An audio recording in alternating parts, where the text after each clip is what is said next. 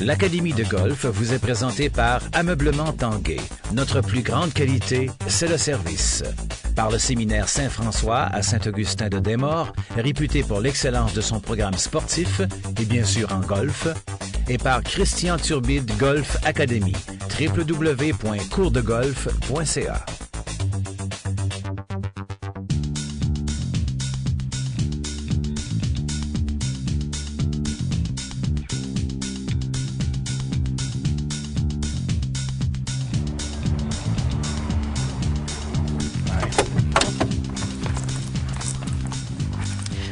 Bonjour Christian. Salut Stéphane.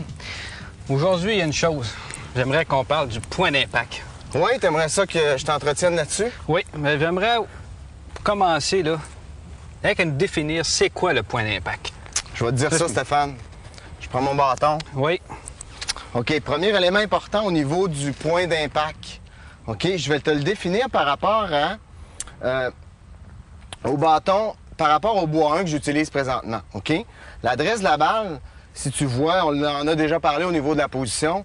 La position de la balle, on va la placer vis-à-vis le talon, à peu près. Donc, si on définit le point d'impact, ça va beaucoup ressembler à la position d'adresse.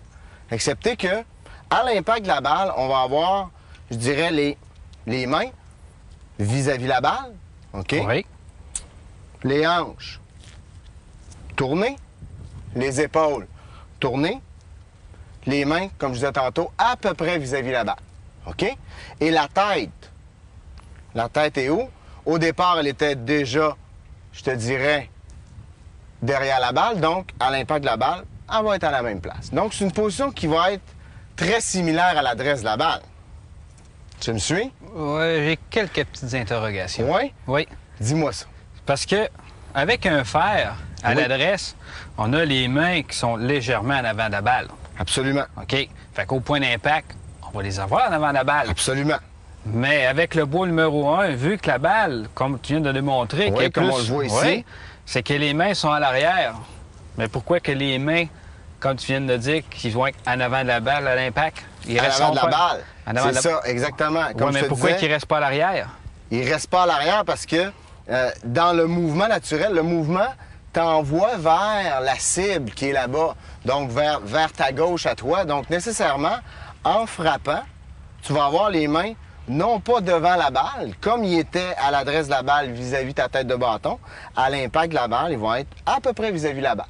Ouais, dans un mouvement qui est toujours rotatif. Oui, mais ça peut pas nous emmener à une erreur. Des fois, arriver avec une face qui va être ouverte, qui va nous causer une slice, qu'on pourrait dire. Tu as absolument raison. Dans le cas où, comme on a vu au niveau du transfert de poids, ça pourrait nous donner quelque chose comme ça.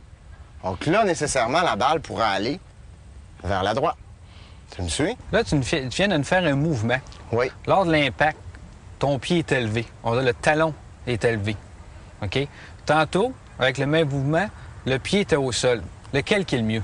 À l'impact de la balle? Toujours à l'impact. OK. À l'impact de la balle, je te dirais que le pied, normalement, ce qu'on voit, tu as déjà vu des swings de professionnels, on en voit souvent à la télévision.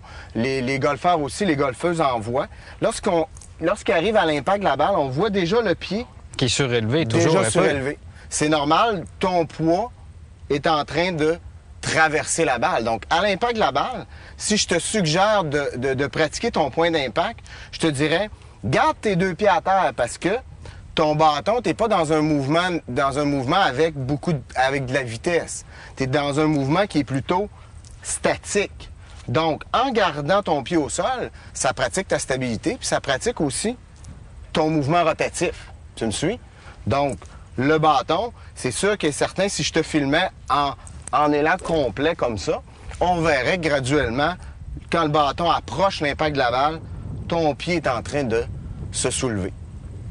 Le pied va commencer à se soulever seulement qu'à l'impact. Après l'impact? Légèrement un petit peu avant l'impact, on va voir le pied se relever. En levant le pied de cette façon, c'est pas dangereux que le corps passe devant la balle avant l'impact? Oui, absolument. En avant la balle. Si toi, consciemment, quand tu vas faire ton mouvement, exemple, tu penses à lever ton pied, je pourrais le faire avec une balle. Si je pense, en faisant mon swing, à lever mon pied, qu'est-ce qui va arriver? C'est ça. La balle est partie complètement à la droite. Va partir complètement à droite. Donc, on va plutôt essayer de garder la stabilité au niveau des pieds. Donc, plus la stabilité est grande, plus ça favorise le mouvement rotatif. En sachant, comme on l'a dit au niveau du transfert de poids, qu'est-ce qu'on a dit? C'est que on s'en préoccupera pas beaucoup au niveau du swing, sachant que c'est le bâton qui va créer ça. Donc, quand je vais m'installer sur la balle, je vais faire quoi? Je vais me concentrer à bien faire bouger le bâton puis à rester en équilibre. Ça va? Oui. Qu'est-ce qui arrive sur la balle? Ben, pas mal mieux, là. C'est ça, exactement. Une plus belle trajectoire. Donc, à retenir pour les golfeurs et golfeuses, OK, ce qui est important de retenir, c'est que un point d'impact, ça se pratique. OK?